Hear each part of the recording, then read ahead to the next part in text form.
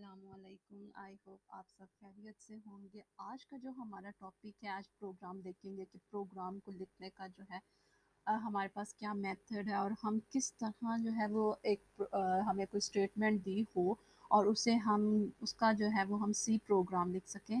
ठीक है, हमने क्या करना है आज, जैसे आप जानते हैं कि हमने सेकेंड ईयर की कंप्यूटर की बुक जो है वो स्टार्ट की हुई है और हमारा चैप्टर नंबर 10 जो है वो स्टार्ट हुआ है और यहाँ पे जो है वो हमारा टॉपिक जो है वो आज प्रोग्राम देखने वाले हैं 10.30 कि ये प्रोग्राम को हमने किस तरह लिखना है, पहला स्टेप क्या होगा, दूसरा स्टेप क्या होगा। अगर आपने स्टार्टिंग से मेरी वीडियोस लेक्चर्स लिए हैं, वीडियोस देखी हैं, तो इस लेक्चर पर आने तक आपको हर चीज़ जो है वो क्लियर हो चुकी होगी। स्कैन ऐप, ये जो सब फंक्शंस हैं वो किस लिए यूज़ किए जाते हैं, इनपुट क्या है, आउटपुट क्या है, स्कैन ऐप फंक्शन क्यों यूज़ किया जाता है, प्रिंट ऐप फंक्शन क्या है, फिर फॉर्मेट स्पेसिफायर क्या है, फिर प्रोसेसर डायरेक्टिव्स क्या है, हमारी हेडर फाइल्स क्या हैं, एस्केप सीक्वेंसेस क्या हैं, इन सब का जो है इन सब पे जो है वो मैं लेक्चर दे चुकी हूँ। अगर आपने ये लेक्चर्स पहले ले चुके हैं तो बहुत अच्छी बात है, क्योंकि जो अब हम प्रोग्राम करने वाले हैं इस प्रोग्राम में वो सब चीज़ें जो हैं वो यूज़ होने वाली हैं।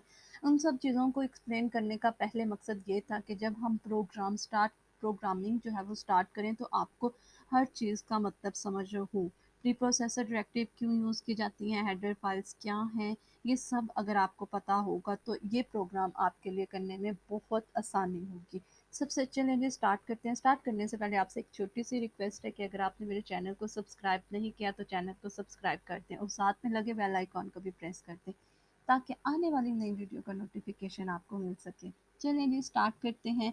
प्रोग्राम की स्टेटमेंट देख लेते हैं और ये प्रोग्राम जो है वो इम्पॉर्टेंट भी है और आपके ये जो प्रोग्राम्स हैं ये आपके पेपर्स के पॉइंट ऑफ व्यू से और आपके प्रैक्टिकल के पॉइंट ऑफ व्यू से मोस्ट इम्पॉर्टेंट प्रोग्राम है। ठीक है, आपने इन्हें बहुत अच्छे से करना है क्योंकि प्रैक्टिकल में या आपको ये प्रोग्राम्स ही आते हैं जो आपने करने होते हैं। अगर आप ध्यान से एक दफ़ा एक प्रोग्राम को समझ लेते हैं तो आपको कोई सी भी स्टेटमेंट दे दी जाए, आप वो प्रोग्राम खुद से लिख सकते हैं। इन प्रोग्राम्स को रट्टा मारने की ज़रूरत नहीं है। आपने इस बात को अंडरस्टूड करना है कि अपनी स्टेटमेंट को देखना है कि हमारी स्टेटमेंट क्या कह रही है। अगर आप अपनी स्टेटमेंट को अंडरस्टैंड कर लेंगे और आपको बाकी सब चीज़ों का भी पता होगा, प्रिंट ऐप फंक्शन का, स्कैन ऐप फंक्शन का, तो आप बहुत इजीली जो है ये प्रोग्राम लिख सकते हैं। आपको कोई सी भी स्टेटमेंट दे दी जाए, बुक से हट कर स्टेटमेंट दे दी जाए, आप अपना प्रोग्राम वो सी लैंग्वेज में बना सकते हैं। चलेंगे स्टार्ट करते हैं। प्रोग्राम की स्टेटमेंट क्या कह रही है, write a program that inputs name, age and address from the user and display it on the screen। अच्छा जी, सबसे पहले ये क्या कह रहे हैं कि हमने क्या करना है, यूज़र से क्या लेनी है, इनपुट लेनी है। कौन कौन सी चीज़ें हमने एज ए इनपुट लेनी है, नेम हमने इनपुट लेना है, जो है एज भी यूज़र से लेनी है और एड्रेस भी जो है वो यूज़र से लेनी है और उसके बाद हमने इसको डिस्प्ले करवाना है स्क्रीन पर। अब ये देखिए, स्टेटमेंट पढ़ने से आपको क्या पता चल रहा है, जब हमने पढ़ा था कि जब भी आपने इनपुट लेनी हो, ठीक है, आपने यूज़र से जब भी इनपुट लेनी हो तो हम कौन सा फंक्शन यूज़ करते थे, स्कैन ऐप का फंक्शन। ठीक है, हम कौन सा फंक्शन यूज़ करते थे, स्कैन ऐप का। ये स्कैन ऐप का जो है वो हम फंक्शन यूज़ करते थे इनपुट लेने के लिए यूज़र से। ये आपको पता होना चाहिए। और उसके बाद हमने अगर डिस्प्ले करवानी है स्क्रीन पर तो हम कौन सा फंक्शन यूज़ करते थे, प्रिंट ऐप का जो है वो फंक्शन यूज़ किया जाता है। ठीक है, यहीं पर आपको स्टेटमेंट में सारा कुछ पता चल जाएगा कि अच्छा कौन कौन सा फंक्शन जो है वो यूज़ होने वाला है। प्रिंट ऐप का फंक्शन जो है हमें डिस्प्ले करवाने के लिए, और इनपुट इन्होंने बोला है write the program that inputs name, age and address from the user. तो हमने अगर यूज़र से इनपुट लेनी है तो हमने कौन सा फंक्शन यूज़ करना है, स्कैन ऐप का फंक्शन। फॉर एग्जांपल, अगर आपको स्टेटमेंट में ये सिंपल ये दिया गया होता, write a program that display name, age and address. ठीक है, आपने सिर्फ ये तीनों चीज़ें आपने डिस्प्ले करवानी है। प्रोग्राम में आपको कहीं पे ये नहीं बोला कि इनपुट लें आप यूज़र से। ठीक है, जब आपको ये चीज़ नहीं बोली जाएगी कि आपने इनपुट लेनी है यूज़र से, तो आपने सिंपल क्या करना है, प्रोग्राम में ही वेरिएबल डिक्लेयर करके और उनको साथ में ही वैल्यूज़ दे देनी है। फॉर एग्जांपल नेम है, अगर एज है, एज हमारी किस में होती है, इंटीजर फॉर्म में, मतलब एक प्रॉपर एज किसी की 19.5 तो नहीं होती ना, एज एक प्रॉपर नंबर होता है। तो एज हमारा, एज जो है वेरिएबल, उसकी हमारी डाटा टाइप क्या होगी, इंटीजर होगी, ठीक है। इंटीजर इधर मैं यहाँ पर साथ में ही मैं क्या करती, एज जो है वो मतलब एज जो है वो स्पेसिफाई कर देती, इसको एज भी असाइन कर देती, इनिशियलाइज कर देती। अगर अगर उन्होंने हमें यहाँ पे इनपुट का ना बोला होता कि आपने यूज़र से इनपुट देनी है, फिर आपने प्रोग्राम में साथ में ही वैल्यू जो है वो साइन कर देनी होती है हर वेरिएबल को, ठीक है। अब इन्होंने बोला है कि हमने जो है इनपुट किससे लेनी है, यूज़र से लेनी है। तो यूज़र जो है वो मैं भी हो सकती हूँ यूज़र, आप भी यूज़र हो सकते हैं, कोई और पर्सन है जो वो भी यूज़र हो सकता है। तो हर यूज़र जो है वो अपने लिहाज से अपना नेम देगा, अपनी एज देगा, अपना एड्रेस देगा, तो उस लिहाज से फिर वो जो है वो डिस्प्ले होगा। लेकिन अगर वो ये कहते हैं कि इनपुट नहीं, मतलब यूज़र ने इनपुट नहीं लेनी, आपने खुद डिस्प्ले करवाना है, तो आपने प्रोग्राम में जो है वो इस तरह इंट एज और फिर नेम और एड्रेस जो है वो आपने उसको कोई वैल्यू असाइन कर देनी होती है। लेकिन इस प्रोग्राम ने इन्होंने हमें क्या बोला है कि हमने क्या है, यूज़र से जो है वो एज और एड्रेस लेना है और नेम लेना है, ठीक है। अब हमें कैसे पता चलेगा कि जी हमारे पास कौन-कौन से वेरिएबल आने वाले हैं।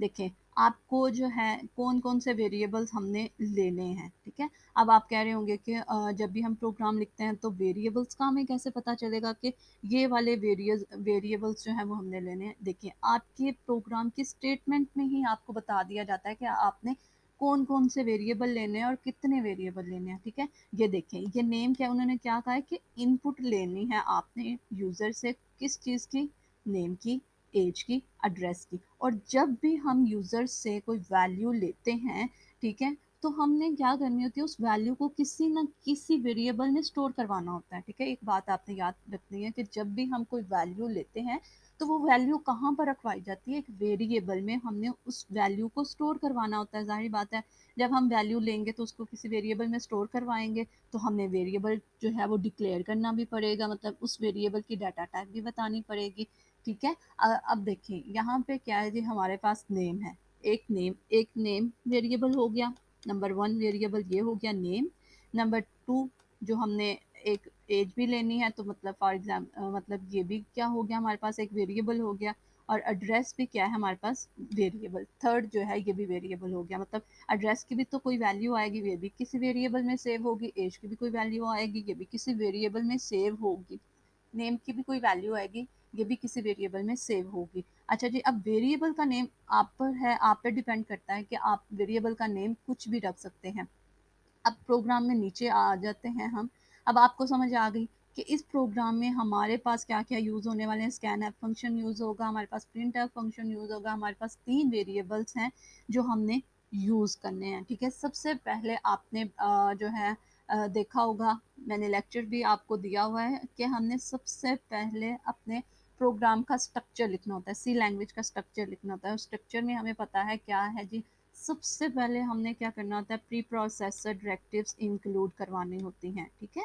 प्री प्रोसेसर डायरेक्टिव्स जो है वो हमने इंक्लूड करवाई, उनके साथ ही हमने हेडर फाइल्स जो है वो इंक्लूड करवानी होती है, ठीक है। प्री प्रोसेसिव में हमने क्या करना होता है, हेडर फाइल्स को इंक्लूड करवाना होता है। और हेडर फाइल्स किस लिए इंक्लूड करवाई जाती हैं, जो हमारा स्कैन ऐप का फंक्शन है, प्रिंट ऐप का फंक्शन है, क्लियर स्क्रीन का फंक्शन जो है, CLR का फंक्शन है, गेट CH का फंक्शन है, इन सब की जो डेफिनेशन है इनपुट आउटपुट से रिलेटेड, वो किन इन दो फाइल्स में जो है वो सेव है, ठीक है। अगर हम ये दो files stdio conio dot H ये नहीं इंक्लूड करवाएंगे, तो हमारे ये फंक्शंस जो हैं ये रन नहीं होंगे। कंपाइलर हमें एरर दे देगा, वो कहेगा कि ये स्कैन ऐप का क्या मतलब है, आपने प्रिंट ऐप लिखा है तो इसका क्या मतलब है, ठीक है। इनकी सब की डेफिनेशन इन दो फाइल्स में सेव है, इसलिए ये हमने लाइन मस्ट इंक्लूड करवानी होती हैं, ठीक है। उसके बाद हमने स्ट्रक्चर में देखा था, सेकेंड स्टेप जो होता है वो हमारा मेन फंक्शन का होता है। उसके बाद हमने क्या लिखा जी, वाइड मेन।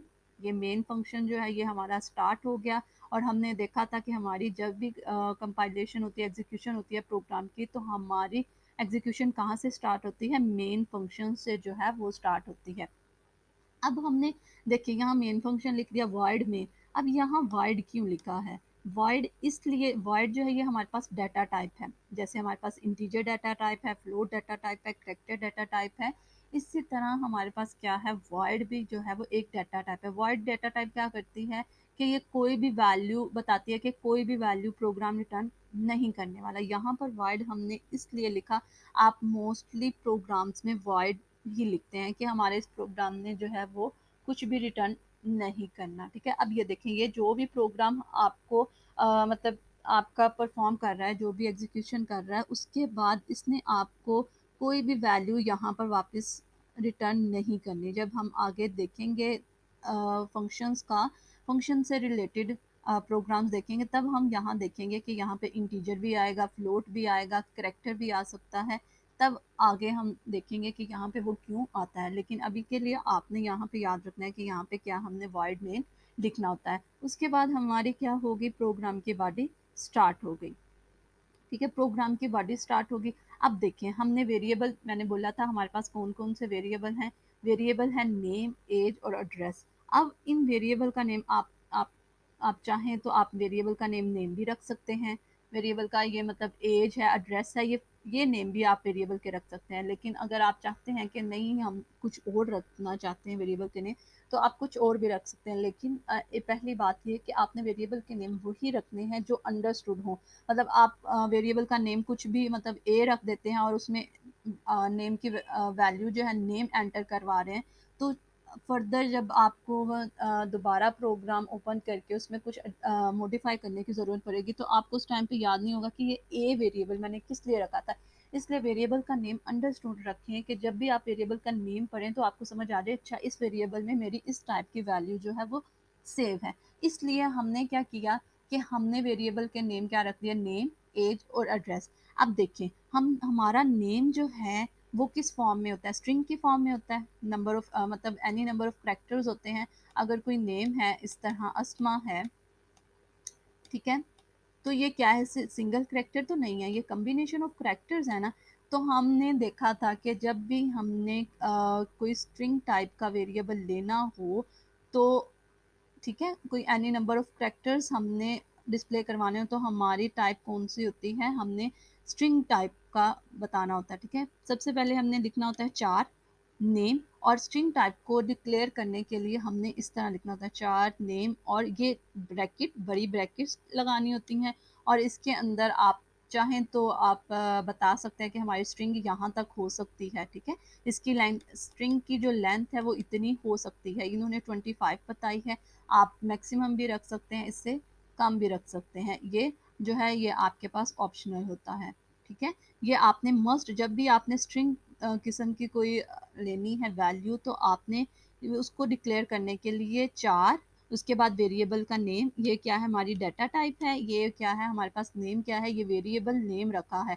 और उसके बाद आपने ये इस तरह बड़ी ब्रैकेट्स लगानी है। उसके अंदर आपने अगर लेंथ बतानी है तो वो आप लेंथ बता सकते हैं। उसके बाद देखिए कोमा लगा के, एड्रेस की भी हमारी डाटा टाइप क्या है जी, चार ही है, ठीक है। एड्रेस की भी डाटा टाइप जो है वो चार ही है। मैंने इसको अलहदा से डिक्लेयर करने की बजाय, मतलब फिर मैंने क्या करना था, फिर मैंने चार लिखना था और फिर लिखना था एड्रेस, और उसके बाद इसको डिक्लेयर करवाना था। मैंने क्या किया कि चार, इसकी डाटा टाइप भी तो चार ही है, तो मैं इसी के साथ जो है इसको डिक्लेयर करवा देती हूँ, ठीक है। आपकी अगर एक से ज़्यादा वेरिएबल की डाटा टाइप सेम है, तो आप इस तरह एक ही लाइन में उसको डिक्लेयर करवा सकते हैं। लेकिन सेपरेट किससे करना है, आपने कोमे के साथ हर वेरिएबल को आपने सेपरेट करना है, ठीक है। इसके बाद देख लें हमारे पास वेरिएबल, दूसरा वेरिएबल कौन सा था, एड्रेस के। आपने एड्रेस भी जो है वो भी आपने यूज़र से लेना है। इसके बाद हमने क्या लिखा, वेरिएबल का नेम। ये क्या है, हमारे पास वेरिएबल का नेम। मैंने आपको पहले भी बताया कि आप वेरिएबल का नेम कुछ भी रख सकते हैं। अगर आप यहाँ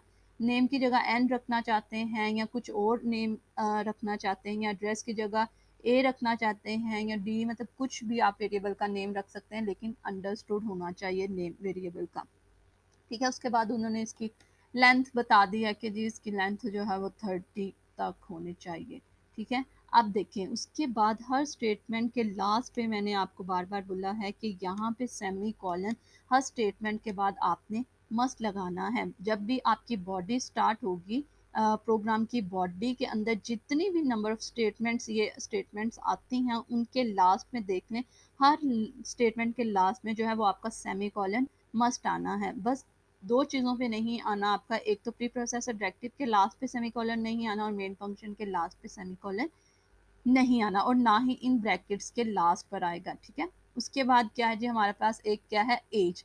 एज की डाटा टाइप क्या हो सकती है हमारे पास, एज हमारी क्या होती है, इंटीजर फॉर्म में होती है, मतलब कोई एक प्रॉपर नंबर होता है। तो क्या है जी, हमने एज की डाटा टाइप क्या रखा, एज जो है वो हमारा वेरिएबल नेम है, एज हमने वेरिएबल नेम रख लिया और इसकी डाटा टाइप बताई इंटीजर टाइप का, मतलब हमारे पास एज में किस टाइप का डाटा आने वाला है, इंटीजर टाइप का, कोई डिजिट नंबर्स आने वाले हैं, ठीक है। ये जो है, ये हमारी, जब हम अपने वेरिएबल का नेम और साथ में उसकी डाटा टाइप बताते हैं तो ये हमारी क्या कहलाती है, वेरिएबल डिक्लेरेशन, ठीक है। ये क्या कहलाती है, हमारी वेरिएबल डिक्लेरेशन। अगर आपने स्टार्टिंग से लेक्चर्स लिए हैं तो मैं आपको जो है कंफर्म बता सकती हूँ कि आपको वेरिएबल डिक्लेरेशन की यहाँ तक आते हुए समझ आ चुकी होगी, लेकिन यहाँ पे फिर मैं आपको बता रही हूँ कि जब हम अपने वेरिएबल का नेम और साथ में डाटा टाइप बता देते हैं तो वो क्या कहलाता है, वेरिएबल डिक्लेरेशन।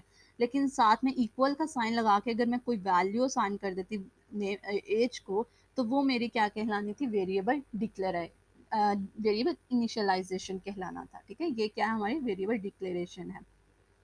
उसके बाद हमने वेरिएबल भी डिक्लेयर करवा दिए, हमने जो है तीनों वेरिएबल डिक्लेयर करवा दिया। अब क्या जी, हमें पता है कि हमने क्या करना है, यूज़र से कोई इनपुट लेनी है। अब क्या है, ये तो आपको पता है कि हमने हर प्रोग्राम के जो है, प्रोग्राम में CLR SCR ये जो फंक्शन है, ये इसका भी आप लास्ट लेक्चर में देख सकते हैं। CLR SCR क्लियर स्क्रीन इसे बोलते हैं। ये क्या काम करता है, ये फंक्शन क्या काम करता है, क्यों ज़रूरी है, हमने ये भी जो है इस पर डिटेल से जो है वो देख लिया है। फिर भी आपको थोड़ा सा बता देती हूँ। क्लियर स्क्रीन क्या करता है कि हमारी आने वाली आउटपुट जो होती है उसमें जब हमें आउटपुट शो होती है तो उससे पहले क्या होता है, गार्बेज डाटा जो है वो हमें शो हो रहा होता है। हम चाहते हैं कि वो गार्बेज डाटा जो है पहले से जो दूसरे प्रोग्राम्स की आउटपुट है वो हमें शो ना हो, हमें सिर्फ अपने प्रोग्राम के आउटपुट शो हो। तो क्या क्लियर स्क्रीन क्या करता है, वो पहले से लिखे हुए सारे के सारे डाटा को रिमूव कर देता है, क्लियर कर देता है, ठीक है। उसके बाद देख लें, अब क्या है जी, प्रिंट एफ का फंक्शन हमने यूज़ किया। मैंने आपको बोला था प्रिंट एफ का फंक्शन क्या काम करता है, किस लिए ज़रूरी है, जब भी हमने डिस्प्ले करवानी है स्क्रीन पर कोई चीज़, कोई वैल्यू प्रिंट करवानी है, कोई डाटा प्रिंट करवाना है, तो हम किसका यूज़ करते हैं, प्रिंट एफ का फंक्शन यूज़ करते हैं। अब प्रिंट एफ का फंक्शन जो है, प्रिंट एफ लिखा, प्रिंट एफ की ये स्पेलिंग होनी चाहिए। उसके बाद हमने ब्रैकेट जो है वो स्टार्ट की, यहाँ पे हमने डबल कोटेशन के अंदर लिखा। जब हमने देखा था, जब हमने स्कैनएफ का फंक्शन पढ़ा था तो हमने देखा था कि स्कैनएफ फंक्शन जो है वो हमारा मोस्टली प्रिंट एफ फंक्शन के साथ यूज़ हो रहा होता है, ठीक है। हमने स्कैनएफ का फंक्शन जब भी यूज़ करना है तो उसके लिए हम प्रिंट एफ का फंक्शन भी यूज़ करते हैं। इसलिए यूज़ करते हैं कि अगर हम यहाँ पर प्रिंट एफ का फंक्शन ना लिखते, एंटर योर एज इसमें ना लिखते, तो हमारा क्या होना था, ये हमारी स्क्रीन होनी थी और इस पे जाके हमारा कर्सर इस तरह ब्लिंक कर रहा होना था, ठीक है, सिंपल, अगर हम प्रिंट एफ का फंक्शन ना लिखते। अब ये कर्सर जो है यहाँ पर ब्लिंक कर रहा होता, तो अब हमें क्या आइडिया होना था कि हमने क्या एंटर करवाना है, हमने कौन सी वैल्यू एंटर करवानी है, हमने करेक्टर टाइप की वे इंटीजर या फ्लोट टाइप का डाटा जो है वो एंटर करवाना है, ये तो हमें नहीं पता होना था ना। इसलिए जो है प्रिंट एफ का फंक्शन स्कैन एफ के फंक्शन के साथ यूज़ किया जाता है, ताकि हमें कोई एक स्टेटमेंट लिखी हुई नज़र आ जाए, हमें कोई एक टेक्स्ट लिखा हुआ नज़र आ जाए, उसके उसको पढ़ के जो है वो हम कोई वैल्यू एंटर कर सके। अब देखिए, प्रिंट टाइप का फंक्शन हमने जो है वो लिखा, उसके बाद ब्रैकेट स्टार्ट में, उसके बाद आपको पता है हमने डबल कोटेशन के अंदर अपना टेक्स्ट लिखना होता है। ये डबल कोटेशन क्लोज हो गई, यहाँ पे स्टार्ट थी, इसके अंदर जो भी आप लिखेंगे एज इट इज़ आपको वो स्क्रीन पर शो होगा, ठीक है। जो भी आप चीज़ यहाँ पर लिखेंगे ये आपको यहाँ पर शो होगा। उसके बाद देख लें जी, सेमी कॉलन आपने मस्ट लगाना है हर स्टेटमेंट के लास्ट पे। अब क्या है जी, enter your age. Enter your age के बाद हमने हमने जी हम चाहते हैं कि यूज़र जो है कोई एंटर करे एज को, ठीक है, कोई वैल्यू जो है वो यूज़र एंटर करे। अब मैं हूँ, फॉर एग्जांपल मैं 20 एंटर करती हूँ, आप हैं, आप यूज़र हैं, तो आप में भी आप 14 एंटर करें। कोई और यूज़र है तो वो क्या करे जी, 15 एंटर कर ले। तो ये यूज़र पर डिपेंड है कि वो कौन सी वैल्यू को एंटर करवाता है, ठीक है। अब क्या है जी, हमने स्कैनएफ का फंक्शन यूज़ किया। स्कैनएफ का फंक्शन क्यों यूज़ किया, ये इसलिए यूज़ किया जाता है जब हमने यूज़र से इनपुट लेनी हो तो हम किसका कौन सा फंक्शन यूज़ करते हैं, स्कैनएफ का फंक्शन यूज़ करते हैं। उसके बाद हमारी छोटी ब्रैकेट स्टार्ट। अब यहाँ परसेंटेज डी क्यों आया, अब हमने क्या कहा है कि एंटर करो योर एज, एंटर करनी है उसने एज को। एज का जो है हमारे पास जो हमारी एज की डाटा टाइप है वो किस फॉर्म की है, उसकी डाटा टाइप क्या है, हमारी एज की क्या है जी, इंटीजर टाइप का डाटा है। ठीक है, एज में जो भी डाटा एंटर होना है वो उसकी डाटा टाइप क्या है, इंटीजर टाइप का डाटा है। ठीक है, अब देखिए यहाँ पर हमने यहाँ पर वो वैल्यू लिखनी होती है जिसमें हमने वैल्यू को एंटर करवाना है, जिसकी वैल्यू को हमने एंटर करवाना होता है। यहाँ पर उस वेरिएबल का नेम लिखा जाता है। ठीक है, यहाँ पर किसका नेम लिखा जाएगा, जो हमने वैल्यू एंटर करवानी है वो नेम, वेरिएबल का नेम यहाँ लिखा जाएगा। और आपने यहाँ पे वेरिएबल का नेम जो ऊपर डिक्लेयर किया होगा ना, AGE, एज लिखा है, नीचे भी वो ही जो है नेम लिखना है। ये नहीं कि यहाँ पर आपके स्पेलिंग कुछ और थे और नीचे जब आप उसको डिक्लेयर कर रहे हो तो यहाँ पर यूज़ कर रहे हो उस नेम को, उस वेरिएबल को, तो यहाँ पर आके आपके स्पेलिंग जो है वो कुछ और हो गए। आपने जो भी स्पेलिंग, चाहे वो स्टार्टिंग में आपने गलत लिख दिए हैं, सही लिखे हैं, जैसे भी लिखे हैं, आपने एज इट इज़ वो वही स्पेलिंग जो है वो आपने नीचे आके अपने फंक्शंस में यूज़ करने होते हैं। ठीक है, अब देखें, हमने देखा था कि जब भी हमने ये वेरिएबल यूज़र से लेना हो, वैल्यू लेनी हो वेरिएबल की, तो हमने ये एम्परसेंड का साइन लगाना होता है, उसके बाद वेरिएबल का नेम लिखना होता है। ये एम्परसेंड का साइन क्या है जी, ये हमारे पास एड्रेस ऑपरेटर है। ठीक है, जो मेमोरी में क्या बताता है, हमें एड्रेस बताता है कि इस एड्रेस पर जो है वो आपका वेरिएबल स्टोर होगा। ठीक है, यहाँ पड़ा हुआ है। अब देखिए हमारा, हमारे यहाँ पर यहाँ ये कि हमारा क्या है, फॉर्मेट स्पेसिफायर, यहाँ पर वो फॉर्मेट स्पेसिफायर आता है जो वेरिएबल आपने यहाँ डिक्लेयर किया हो। अब ये देखें, यहाँ पर हमने क्या लिखा है जी, वेरिएबल एज हमें चाहिए, इसकी वैल्यू चाहिए। तो वेरिएबल एज की डाटा टाइप क्या है, हमारे पास इंटीजर टाइप की है। ठीक है, इसकी डाटा टाइप हमारी इंटीजर है। तो हमें पता है इंटीजर डाटा टाइप की जो फॉर्मेट स्पेसिफायर है, इंटीजर डाटा टाइप का जो फॉर्मेट स्पेसिफायर वो क्या है जी, परसेंटेज डी। ठीक है, यहाँ पर हमने फॉर्मेट स्पेसिफायर बताना होता है कि वो परसेंटेज डी है। क्यों बताना है जी, यहाँ पर जब वो कर रहा होगा कंपाइलर यहाँ आएगा तो वो देखेगा अच्छा परसेंटेज डी है, मतलब कि यूज़र जो है वो कोई इंटीजर टाइप का डाटा एंटर करवाएगा। ठीक है, कोई इंटीजर टाइप का डाटा एंटर करवाएगा। जो आपकी यहाँ पर ये यहाँ पर वेरिएबल नेम लिखा होगा, उसकी डाटा टाइप आपने यहाँ से देखनी है जो ऊपर डिक्लेयर की होगी, उस लिहाज से आपने यहाँ पर फॉर्मेट स्पेसिफायर लिखना है। अगर आपका यहाँ पर फ्लोट टाइप का कोई डाटा वेरिएबल डिक्लेयर था तो आपने यहाँ लिखा है, तो आपने यहाँ पर फ्लोट डाटा टाइप के फॉर्मेट स्पेसिफायर लिखना है, मतलब परसेंटेज एफ लिखना है। ठीक है, अब हमने क्या किया जी, स्कैन एफ परसेंटेज डी और हमने एम्परसेंड साइन एज, हमने क्या किया, अब एज जो है, एज भी एक हमारा वेरिएबल डिक्लेयर हो गया। ठीक है, ये देखिए एज हमारा वेरिएबल डिक्लेयर हो गया। इसमें अब यूज़र ने जो भी वैल्यू एंटर की वो इस वेरिएबल में आकर, एज वाले वेरिएबल में आकर सेव हो जाएगी। यहाँ पर क्या जी, उसने 10 मतलब एंटर किया है, तो ये वाले एज वेरिएबल में, ठीक है, ये मेमोरी में पड़ा हुआ है हमारा। ठीक है, इसमें इस वाले वेरिएबल में, एज वाले वेरिएबल में हमारे पास क्या वैल्यू आकर स्टोर हो गई, 10 आकर स्टोर हो गई। अगर आप यहाँ पर प्रिंट एफ का फंक्शन, अब अगर आप क्या चाहते हैं कि यहीं पर आपको जो है वो स्क्रीन पर साथ में शो भी हो जाए, तो आप यहाँ पर प्रिंट एफ का ये जो फंक्शन लिखा हुआ है वो यहाँ पर भी आप लिख सकते हैं। ज़रूरी नहीं है कि सारी वैल्यूज़ लेने के बाद आप प्रिंट करवाएं, आप साथ साथ में भी प्रिंट करवा सकते हैं। ठीक है, उसके बाद देख लेते हैं जी हमारी नेक्स्ट लाइन क्या है जी। अब उसने क्या कहा है, नेम एंटर करवाना है। ठीक है, हमने तो ले ली ना, हमने एज ले ली, लेकिन वो अब भी जो है वो स्क्रीन पर शो नहीं हो रही। ठीक है, एज हमारी जो है, जो भी उसने यूज़र ने एंटर करवाई है वो इस वेरिएबल में आकर स्टोर हो गई है, लेकिन वो अब भी डिस्प्ले नहीं हो रही स्क्रीन पर, क्योंकि हमने डिस्प्ले करवाने के लिए तो हमें प्रिंट ऐप का फंक्शन की ज़रूरत होगी। तो अभी वो हमने यहाँ पर प्रिंट ऐप का फंक्शन नहीं लिखा। अगर आप लिखना चाहते हैं तो ये वाली लाइन जो है प्रिंट ऐप के फंक्शन की, एज वाली, ये नीचे है, ये वाली लाइन जो है वो आप यहाँ पर लिख सकते हैं। ठीक है, साथ साथ में अगर आप शो करवाना चाहते हैं तो वो भी आप करवा सकते हैं। ये प्रिंट ऐप की लाइन जो है वो यहाँ पर अगर आप लिख देते हैं तो उसके बाद फ़ौरन आपको ये लाइन जो है वो शो होती हुई नज़र आएगी। ठीक है, हम चाहते हैं कि प्रोग्राम के लास्ट में जो है वो हमें शो हो, तो अब हम क्या करेंगे जी, इसके बाद हमें कौन सा वेरिएबल चाहिए, किस वेरिएबल की वैल्यू चाहिए, नेम।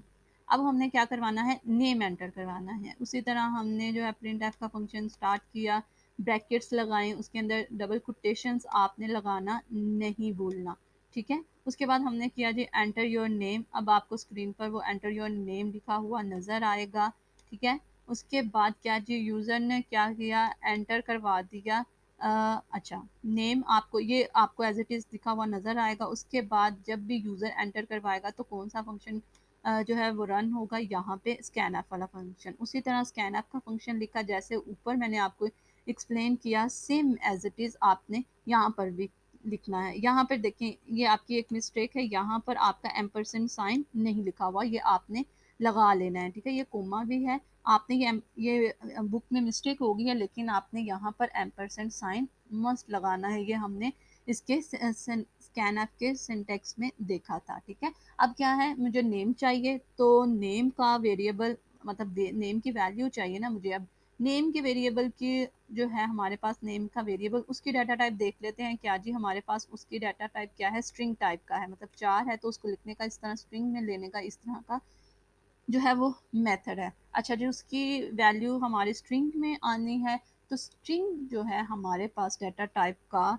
फॉर्मेट स्पेसिफायर क्या था, आपने आपको याद हो लास्ट वाले लेक्चर्स में तो हमने पढ़ा था कि स्ट्रिंग डाटा टाइप का फॉर्मेट स्पेसिफायर क्या होता है, परसेंटेज एस होता है, ठीक है। यहाँ पर मैंने आपको बताया ना, यहाँ आपने आपने फॉर्मेट स्पेसिफायर लिखना होता है जिस टाइप का आपने डाटा एंटर करवाना है, ठीक है। जिस टाइप का आपने यूज़र से डाटा लेना है वो टाइप उसका फॉर्मेट, उस डाटा टाइप का फॉर्मेट लिखना होता है कि जो डाटा आने वाला उसका फॉर्मेट ये है, उसका फॉर्मेट टेक्स्ट फॉर्म में है, उसका फॉर्मेट या इंटीजर फॉर्म में है, या उसका फॉर्मेट जो है फ्लोट फॉर्म में है, यहाँ पर हमने मस्ट बताना होता है, ठीक है। ये देख लें। अब हमने क्या जी लेना था, नेम लेना था। यहाँ पर आपने ये कोमा मस्ट लगाना है और एम्परसेंट का साइन भी ये लगाना है। हमने क्या लिखा, परसेंटेज एस लिखा डबल कोटेशन के अंदर, फिर एम्परसेंट साइन, और यहाँ पे वेरिएबल का नेम, ये जो ऊपर डिक्लेयर किया हुआ था यही वेरिएबल का नेम आपने यहाँ पर लिखना होगा, ठीक है। आपने यहाँ पर वही वेरिएबल का नेम लिखना है। अगर आप यहाँ नेम के स्पेलिंग कुछ और लिखते हैं तो वही नेम के स्पेलिंग आपने यहाँ लिखने हैं। अगर आप यहाँ नेम के स्पेलिंग कुछ और लिखते हैं और ऊपर डिक्लेयर कुछ और नेम लिखा हुआ है, मतलब इसको डिक्लेयर उसके स्पेलिंग कुछ और लिखे हुए हैं, तो आपका जो है कंपाइलर एरर दे देगा कि जो आपने यहाँ पर नेम के स्पेलिंग लिखे हैं उसको तो आपने कहीं पे भी डिक्लेयर नहीं करवाया, उसको तो कहीं पे भी उसकी डाटा टाइप नहीं बताई। इसलिए बार बार मैं आपको ये बात बता रही हूँ, बच्चे बहुत गलती करते हैं कि यहाँ पर जो नेम जो स्पेलिंग आपने लिखे होते हैं वेरिएबल के, जैसे एड्रेस के स्पेलिंग है वही आपने नीचे आकर यूज़ करने हैं। ये नहीं कि एड्रेस की स्पेलिंग ऊपर कुछ और लिखे थे और नीचे आके जब आप उसके यूज़र से इनपुट ले रहे हैं तो वहाँ पे आके स्पेलिंग जो है वो आपके कुछ और हो जाए, ठीक है। अब क्या है जी, हमने बता दिया कि हमने जो है नेम जो है वो हमने यूज़र से इनपुट लेनी है। अब नेम की डाटा टाइप जो है वो हमारी करेक्टर थी, तो हमने स्ट्रिंग थी, तो हमने देखा स्ट्रिंग डाटा टाइप का फॉर्मेट स्पेसिफायर क्या है, परसेंटेज एस है, ठीक है। इसके बाद वो क्या जी, यूज़र ने क्या एंटर कर दिया, उस्मान जो है वो एंटर करवा दिया। अब क्या है जी, प्रिंट एफ। उसके बाद हमें कौन सा वेरिएबल का वैल्यू चाहिए थे, एड्रेस। अब क्या है, प्रिंट एफ का फंक्शन यूज़ किया कि एंटर योर एड्रेस, वही वाली ऊपर वाली ही बातें हैं सारी। प्रिंट एफ का फंक्शन हमने ब्रैकेट लगाई डबल कोटेशन में, जो भी आप टेक्स्ट लिखेंगे एज इट इज़ आपको वो स्क्रीन पर शो होगा। अब एंटर योर एड्रेस लिखा है, उसके बाद वही काम नीचे, ठीक है। स्कैन एफ का फंक्शन हमने यूज़र से इनपुट लेनी है तो हमने स्कैन एफ का फंक्शन यूज़ किया, और हमने एड्रेस लेना है तो हमें पता है एड्रेस की जो हमारी डाटा टाइप है वो स्ट्रिंग टाइप की है। उसकी डाटा टाइप जो है वो स्ट्रिंग है, तो स्ट्रिंग का फॉर्मेट स्पेसिफायर क्या है जी, हमारे पास फॉर्मेट स्पेसिफायर स्ट्रिंग का परसेंटेज एस है। देखिए इसको याद करना कोई मुश्किल नहीं है। अब स्ट्रिंग डाटा टाइप का फॉर्मेट स्पेसिफायर क्या होगा, परसेंटेज एस।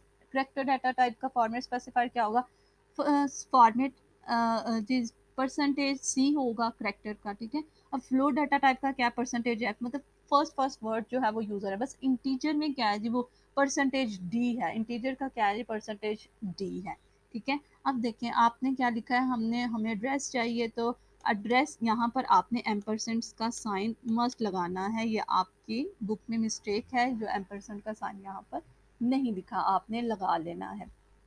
अब ये एम्परसेंट का साइन वही मैंने बता रही हूँ कि ये हमारा एड्रेस ऑपरेटर है, कि बताता है कि मेमोरी में इस एड्रेस पर जाके जो है वो आपका जो है वेरिएबल की वैल्यू जो है वो इस एड्रेस पर आकर स्टोर होगी, ठीक है। अब जी हमने क्या किया, एम्परसेंड साइन एड्रेस लिखा, जो वेरिएबल हमने जिस वेरिएबल की वैल्यू हमने यूज़र से लेनी थी, यहाँ पर उस वेरिएबल का नेम लिखना होता है, एम्परसेंड एड्रेस लिखा। अब हमें पता है एड्रेस की जो डाटा टाइप है वो क्या है, जो हमारे पास स्ट्रिंग है, तो स्ट्रिंग का फॉर्मेट स्पेसिफायर हमारे पास क्या है जी, परसेंटेज एस है, ठीक है। अब देखिए यहाँ तक अब उसने क्या किया जी, आपको वही स्क्रीन पर शो हुआ हुआ नज़र आ रहा है, योर एड्रेस, और उसने एड्रेस एंटर क्या किया, फैसलाबाद। हम चाहते हैं कि जो जो चीज़ें इसने ये एंटर करवाई हैं वो हमें अब स्क्रीन पर भी शो हों, ठीक है। अब क्या है जी, अब क्या करेंगे हम, स्क्रीन पर शो करवाने के लिए, डिस्प्ले करवाने के लिए हम कौन सा फंक्शन यूज़ करते हैं, प्रिंट एफ का फंक्शन यूज़ करते हैं। हमने प्रिंट एफ का फंक्शन यूज़ किया, उसके बाद लिखा जी योर नेम इज़, ठीक है। नेम की हमें पता है, यहाँ पर जो हमारे पास वेरिएबल का नेम होगा वही मैं बार बार आपको बोल रही हूँ, यहाँ पर वो फॉर्मेट स्पेसिफायर हमने मस्ट बताना होता है, ठीक है। अब प्रिंट एफ का फंक्शन कैसे, मैंने आपको बताया था, ये जो हमारी डबल कोटेशन के अंदर लिखी जाती है ये हमारी फॉर्मेट स्ट्रिंग होती है, ठीक है। इसके अंदर हमारा टेक्स्ट फॉर्म में डाटा होता है, आ सकता है, ये देखिए ये टेक्स्ट फॉर्म में है, योर नेम इज़, उसके बाद कोई फॉर्मेट स्पेसिफायर आता है, ये देखें परसेंटेज एस जो है ये फॉर्मेट स्पेसिफायर, और हमने पढ़ा था कि इसमें जो है वो स्केप सीक्वेंसेस भी आ सकते हैं। ये देखें बैक स्लैश एन क्या है हमारे पास, स्केप सीक्वेंसेस। अगर आपने स्केप सीक्वेंसेस का लेक्चर नहीं दिया तो आप लेक्चर पहले वो ले लें, आपको अच्छे से समझ आ जाएगी कि स्केप सीक्वेंसेस क्या होती हैं, ठीक है। अब यहाँ पर हमने सब कुछ एक्सप्लेन कर दिया। अब देखें यहाँ पर डबल कोटेशन के अंदर आपने ये सब चीज़ें बतानी होती हैं, उसके बाद ये आपने कोमा मस्ट लगाना है, ठीक है। कोमा लगाने के बाद आपने वो वेरिएबल का नेम लिखना होता है जो आपने स्क्रीन पर शो करवाना है, ठीक है। यहाँ पर उस वेरिएबल का नेम लिखा जाता है जो आपने स्क्रीन पर शो करवाना है। अब वेरिएबल का नेम क्या है जी, नेम, ठीक है। अब ये है ना नेम, ऊपर जो वेरिएबल का नेम लिखा होगा वही स्पेलिंग आपने बाकी सारे प्रोग्राम में आकर यूज़ करने हैं। ये नहीं कि यहाँ पे नेम की स्पेलिंग कुछ और है तो आप नीचे जो है प्रिंट एफ के स्कैन एफ के फंक्शन में यूज़ कर रहे हैं तो वो कुछ और जो है वो स्पेलिंग यूज़ कर रहे हैं। अब क्या है जी, नेम का वेरिएबल मैंने लिख दिया, यहाँ पे उसका फॉर्मेट स्पेसिफायर जो है परसेंटेज एस है वो भी बता दिया, ठीक है। अब क्या करेगा जी, हमें स्क्रीन पर शो होगा, क्या शो होगा, your name is, your name is, और ये परसेंटेज एस की जगह आपको इसकी वैल्यू, नेम की वैल्यू नज़र आएगी। परसेंटेज एस ये बता रहा है कि जो वैल्यू आने वाली है, जो प्रिंट होने वाली है वो उसका फॉर्मेट क्या है, हमारे पास स्ट्रिंग फॉर्म में है वो। तो ये क्या, परसेंटेज एस की जगह हमारे पास नेम में जो भी वैल्यू पड़ी होगी वो यहाँ पर आकर शो हो जाएगी, ठीक है। ये जैसे मैंने एज की वैल्यू रखवाई थी, यहाँ पे उसने क्या 10 एंटर किया था, उसके बाद नेम के वेरिएबल में हमारे पास मेमोरी में क्या स्टोर हुआ होगा, जो उसने एंटर करवाया था, उस्मान। अगर आप कुछ और जो है वो नेम एंटर करवाते हैं तो नेम में आपका वो सेव होगा। उसके बाद एड्रेस में जो है हमारे पास क्या शो होगा, क्या सेव हुआ होगा, फैसलाबाद जो है वो सेव हुआ होगा, ठीक है। अब देख लें, अब हमारे पास ये सब चीज़ें होगी, आपको ये सब कुछ नज़र आ रहा है, आपको प्रिंट एफ का फंक्शन जो है योर नेम इज़ उस्मान ये प्रिंट हुआ नज़र आ गया। अब परसेंटेज एन का क्या काम है यहाँ पे, परसेंटेज एन का हमने पढ़ा था स्केप सीक्वेंसेस में कि ये क्या करता है कि आपके कर्सर को नेक्स्ट लाइन पर मूव करवा देता है, ठीक है। अब आपका जब ये रिजल्ट आया, आपको डिस्प्ले हुआ your Usman is, your name is Usman, तो आपका कर्सर यहाँ पर ब्लिंक कर रहा था। जैसे ही उसने देखा अच्छा परसेंटेज एन है, इस परसेंटेज एन का स्केप सीक्वेंस का मतलब है कि आपने नेक्स्ट लाइन पर मूव हो जाना है, ठीक है। अब आपके जो भी आउटपुट शो होगी वो आपको नेक्स्ट लाइन पर शो होगी। उसके बाद देख लें जी प्रिंट एफ का फंक्शन, अब हमने उसका एड्रेस भी जो है वो शो करवाना है, डिस्प्ले करवाना है। अब मैंने क्या किया जी, प्रिंट एफ का फंक्शन जो है वो स्टार्ट करवा दिया,